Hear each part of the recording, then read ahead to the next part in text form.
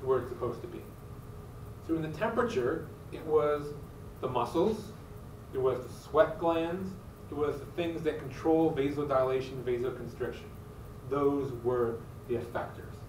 So the receptor detects the change, the integrating or control center takes those signals, figures out what needs to be done, and then the effector is like the worker ant that actually does the work, undoes the change. There's another example. So this is blood glucose. This one's a little more complicated. There's multiple branches going on here. So what I want you to do is look at this and figure out, number one, maybe not what is the receptor, but where are the receptors? The first step in this process is the receptor. Look, we're just going to look at high blood pressure. So we have, blood sugar. We have high blood sugar. What is going to detect that and send that signal? Pancreas? Pancreas, yes.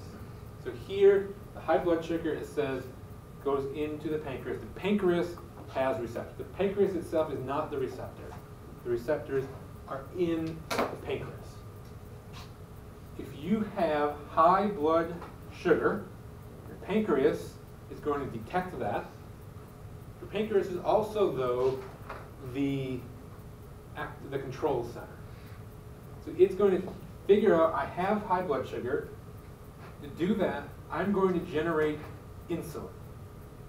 Insulin is a hormone that goes into the liver and stimulates the uptake of glucose.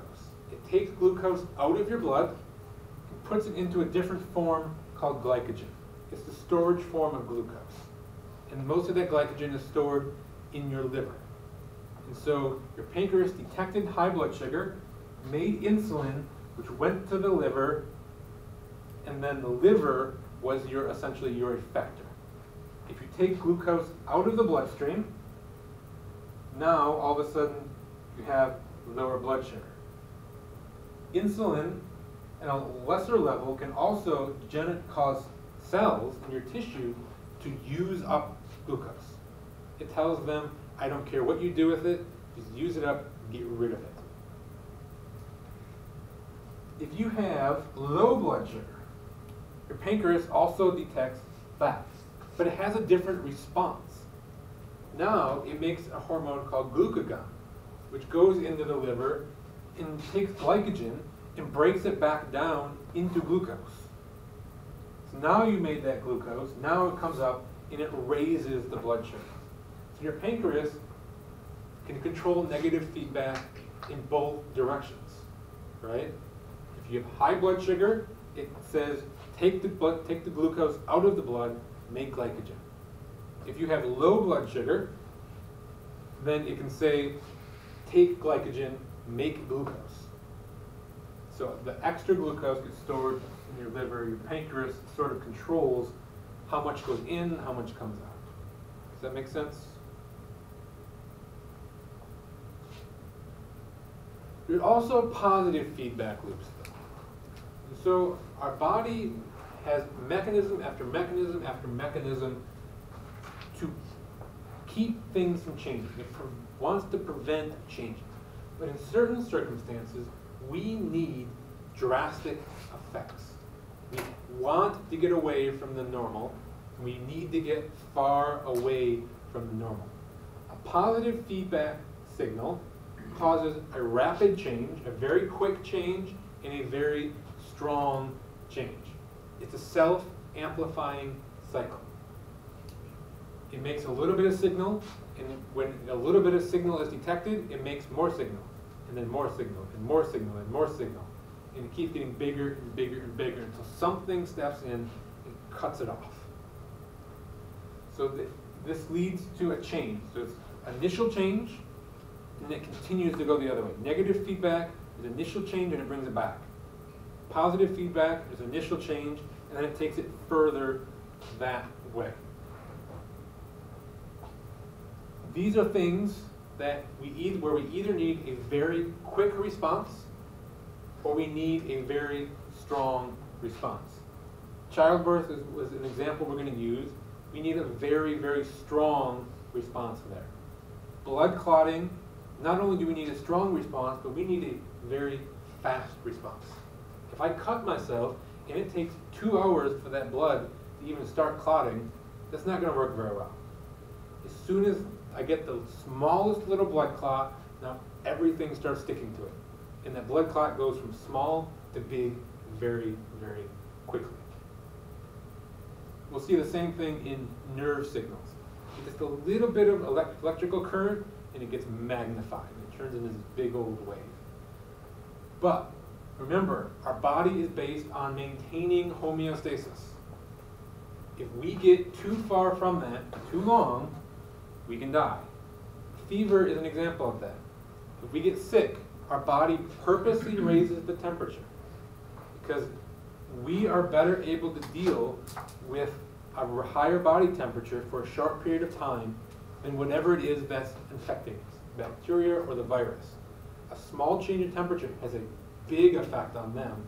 It has a small effect on us. But if that fever gets bigger and bigger and bigger and bigger, now we're going to harm our cells. So then we need to stop this process. Yeah, go ahead. Would cancer be kind of an example of this, since it's a rapid reproduction? Yes. So cancer is it's a very, very, very complex system. Basically, what cancer does, in a nutshell, is it takes these normal feedback mechanisms and it uses them to its advantage. The feedback mechanisms that would normally stop a cell from growing, it cuts off. And then it takes the ones that normally make a cell grow and it amplifies it. So not only do you cut off the brakes, but you mash down the gas pedal. So normally you have a mixture of the two that maintain a steady growth rate, but you cut off the brakes and you put the pedal to the metal. So this is the childbirth positive feedback mechanism. So we have a fetus. The fetus's head is going to push against the cervix. There are nerves on the cervix that will detect that. It sends signal to the brain that the fetus's head is pushing on the cervix, that it is time for childbirth. The brain receives those signals and sends a signal to the pituitary gland to secrete a hormone called oxytocin. Oxytocin then goes into the system, makes its way down to the uterus, and causes uterine contractions, which pushes on the fetus, causes the fetus's head to push harder on the cervix, which sends a stronger signal to the brain, which sends a stronger signal to the pituitary gland, which secretes more oxytocin, which causes stronger contractions, which makes it the whole process go over and over and over and over again until the fetus is no longer pushing on the cervix, right? That would be what cuts this off. If all of a sudden there is no pressure on that cervix, it gets cut. And then eventually the oxytocin will eventually slowly break down. Once that's gone, then the contractions will stop. So this is a positive feedback loop that creates a very, very strong response. Okay, next thing we've got to talk about are general anatomical terms. And when we look at diagrams, figures, models, they're all going to be in what's called the anatomical position. And that allows us to use terms between models. It allows us that we know everything we look at is oriented the same. Okay? So you've seen pictures of the anatomical position. It's pretty straightforward. Feet shoulder width apart, arms at the side, palms facing out, right? Standing upright. It's not that complicated. But if it's not in this position, things get more complicated. You start talking about left and right and up and down and things like that. Because if I go like this, my hand is below my shoulder, right? But if I go like this, no, it's not. So everything has to be in the same position. You don't have to worry about all these things. These are all things we'll come back to throughout the semester. So just know what makes up the anatomical position. And once you have that, now we have these directional terms. And these are terms that you need to know, okay? The rest of the things we're going to talk about today, we're going to come back to in the lab. And so it'll be included in lab on Wednesday. We'll look at it on models, but this is our first taste of them, okay? So it's hard to see up here, but there are actually some white lines that break these down into sections. So for the most part, they come in pairs. So the first two are ventral and dorsal. So remember, these are directional terms. So ventral means towards the front or the belly, and dorsal is to the back. So for a human, I'm standing here, my ventral side is this way. My dorsal side is back. I would say that if I put my arm out like this, my fingers are ventral to my shoulder. They are further forward. The way I remember this, because I fish, dorsal fin. The dorsal fin is on the back of a fish. If you don't fish, then you just got to memorize it. But in the grand scheme of things, one more word is not going to kill you, right? Because we got thousands to memorize. So we got the ventral is the front, dorsal is the back. Anterior and posterior are the same idea. You know the posterior is your backside, right? So anterior is the opposite. Anterior, posterior. This has a little asterisk though, because it's just saying that this applies towards humans. If you imagine a dog, the dog's back is not towards its back side, right? There's the back is the spine, which is the top of the dog. For us, our spine is our back. So for us, the dorsal and the posterior are the same. With something like a dog, they are not. And so if you have a question that's not in a human, you have to picture that animal in your head and figure out, are these actually the same for that animal? Next we have what's cephalic, rostral, and caudal. So cephalic and caudal are the natural pair here. Cephalic means towards the head. So on a human, the top. On a dog, the front. Caudal is towards the tail or the bottom. So on us, we have caudal on the bottom, cephalic, head up top. They also throw rostral in here.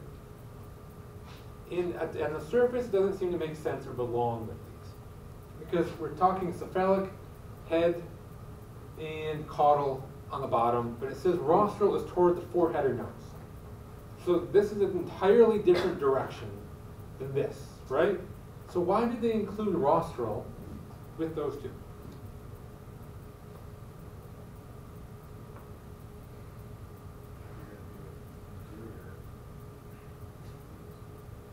Face muscles?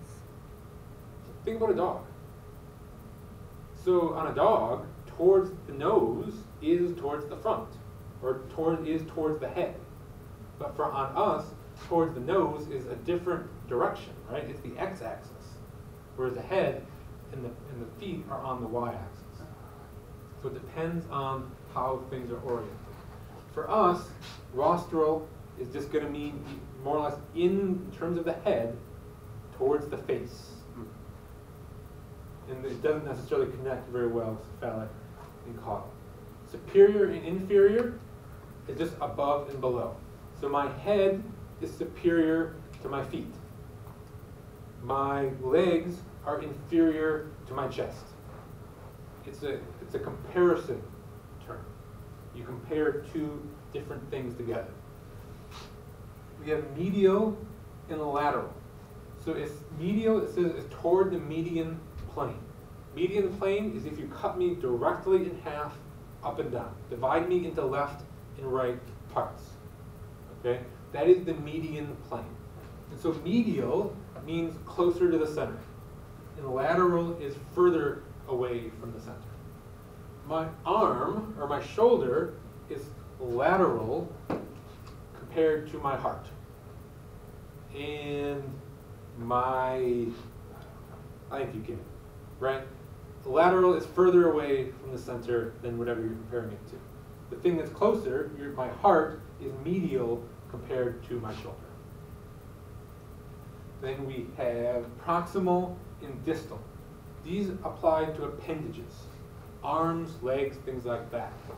And so the proximal end of an appendage is the attachment point. So this is the proximal end of my arm.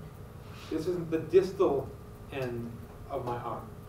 I can also say that my shoulder is proximal compared to my elbow or my hand. My fingers are distal compared to my shoulder. We have ipsilateral and contralateral. That just deals with same side, the left and the right. So this elbow and this shoulder are ipsilateral. This shoulder and this elbow are contralateral, right? Ipsilateral on the same side. They're both on the left, they're both on the right. Contralateral is one's on the left, one's on the right. And then we have superficial and deep. And those are pretty straightforward. It's the further in you go, whether it's into your chest, into your arm. Superficial is on the outside, deep is on the inside. So my skin is superficial to my heart. My lungs are deeper than my skin. Does that make sense? So again, these are terms that we're going to use in the lab, but these are also terms that you're going to see a lot on homeworks and quizzes and exams and final exams and lab practicals and things like that. So this is definitely a table that you want to have down pat.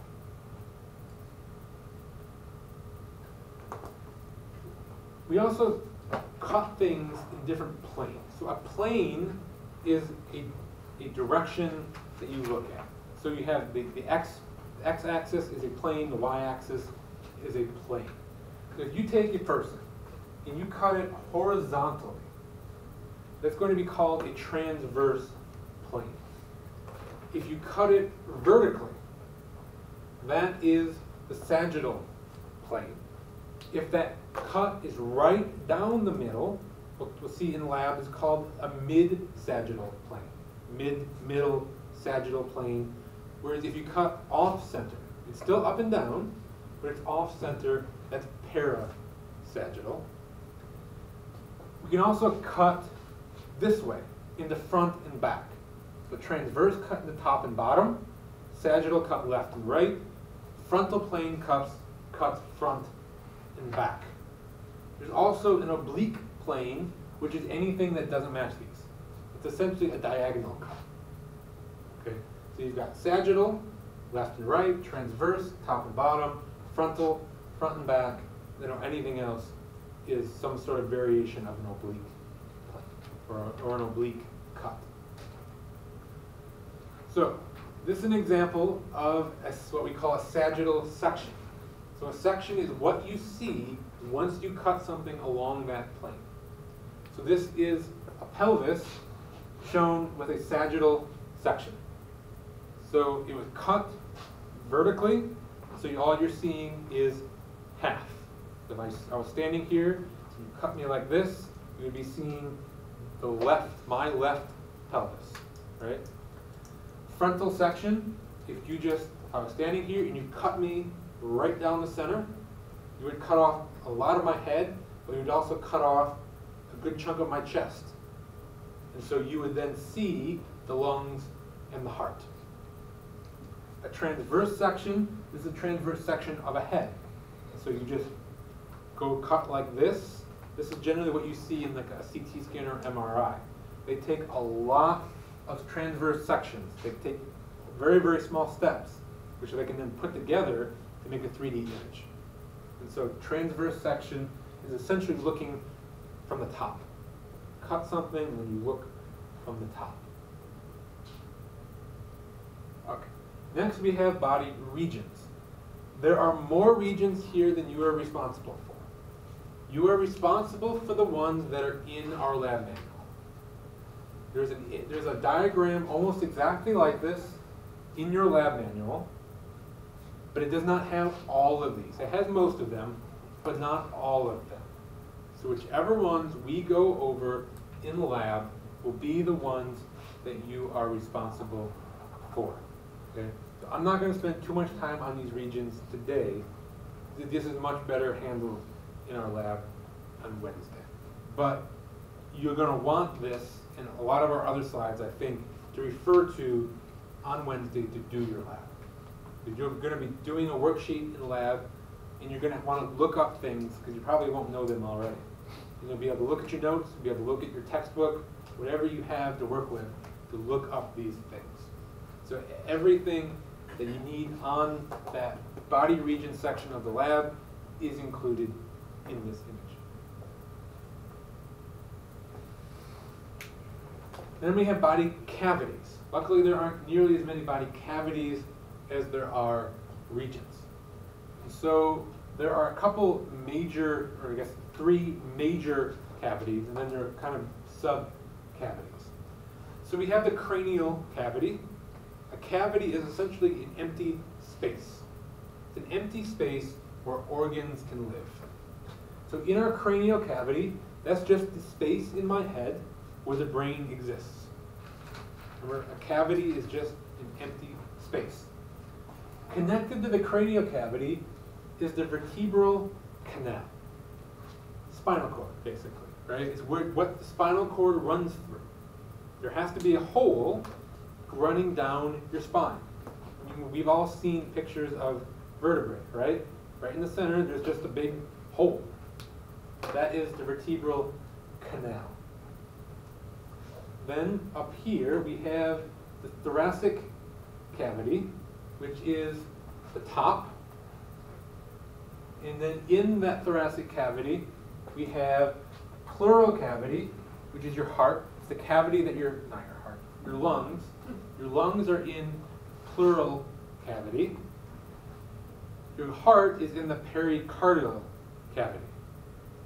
And then this also labels what's called the mediastinum. The mediastinum is a membrane that essentially separates your left lung from your right lung.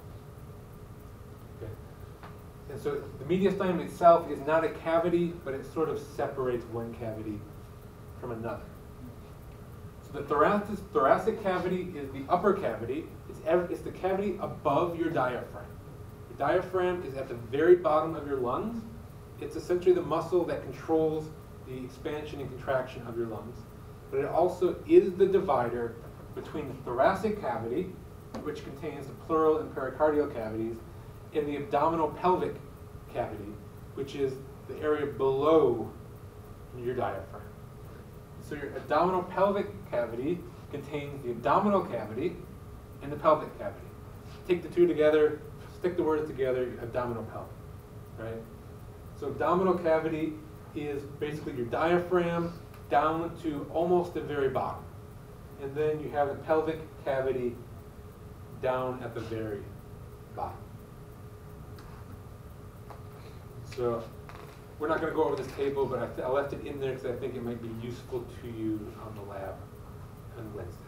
Because there will be pictures and you'll have to label the different cavities. Next we have quadrants. So we take the abdominal pelvic cavity and we break it into quadrants. So quadrants are 4 sections, right? You can cut anything into quadrants. The only difficult thing here is to remember the left and the right are the patient's left and right. So if you look at that, it's very, very easy to say that's the right upper quadrant. That's your right upper quadrant when you're looking at it. But if I'm standing here, this is my left. And so upper and lower are easy. You just have to remember the left and right are the patient's left and right. So this picture is of an actual cadaver, and so you can see the organs that fall into each.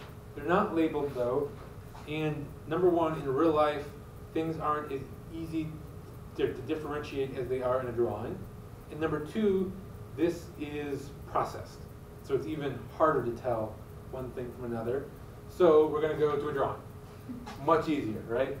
This is just like a bunch of weird jerky things mushed together, and this is nice. So we've got our cross, our X or our plus sign here dividing us into our quadrants. So you need to know, one, if I just give you an arrow and ask what is the name of that quadrant, which is easy, but then that you also need to tell me which organs are in each quadrant. And so if I ask you which organs are present in the left upper quadrant, you've got the spleen and the stomach. The liver is only labeled once, but there's a good chunk of the liver over here in the left upper quadrant.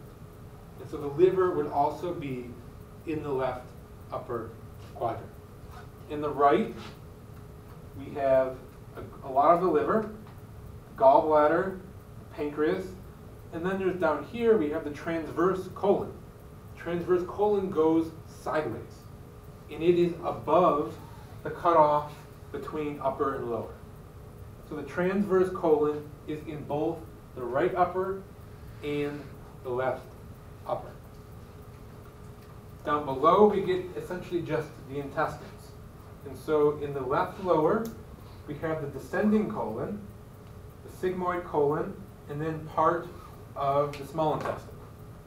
The other half of the small intestine is over here with the ascending colon. Make sense? So be careful. Things like the liver, you could also make a case that there's part of the stomach over here, but there's a much smaller bit of the stomach over here than there is liver.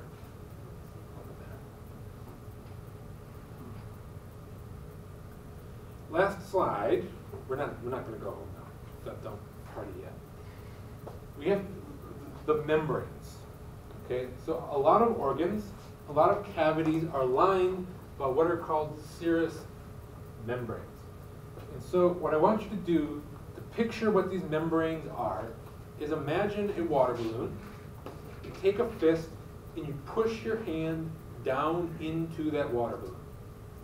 So essentially what you have is you have the part of the balloon that's actually touching your fist, right? There's that part, and then there's water, and then there's the rest of the balloon. So it's sort of a double membrane. There's the inner and the outer, and then between them is going to be the water or the fluid. And so this fist is actually pretty close to the shape of the heart, right? So this heart is in the pericardium. And so we have the two walls of the pericardium, the inner one and the outer one. And so the inner one is called the visceral pericardium. Visceral is always going to refer to inner organs. Okay, so the visceral pericardium is the membrane that actually touches the heart. The outer membrane is the parietal pericardium. The parietal membrane is the outer one.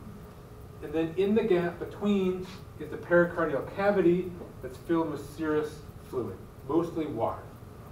Serous fluid fills the gap in the serous membrane. We have the same basic thing going on with the lungs. It's just instead of the pericardium, it's the pleura. It's the visceral pleura, which is the membrane that touches the lung, and the parietal pleura is the outside wall of the membrane. Again, we have the cavity. This is called the pleural cavity that has the serous fluid in it. The diaphragm is there as a reference point, but that's not really part of the membrane part of this slide. And then the other cavity of the membrane is the peritoneum. Okay? Essentially, the abdominal pelvic cavity has a serous membrane also. And so the membranes that touch the organs down here in the abdominal pelvic cavity are going to be the visceral peritoneum. And then the outer part of that membrane is parietal. So always the outer membrane is parietal, the inner membrane is visceral. If it's the membrane around the heart, it's the visceral and parietal pericardium. If it's around the lung, it's the visceral and parietal pleura. If it's around the organs and down the pelvic cavity, it's all about peritoneum. Okay, that's the last slide. Before we move on to anything else, are there any questions about this? Okay. Anything, we're going to talk more about a lot of this stuff in the lab on Wednesday.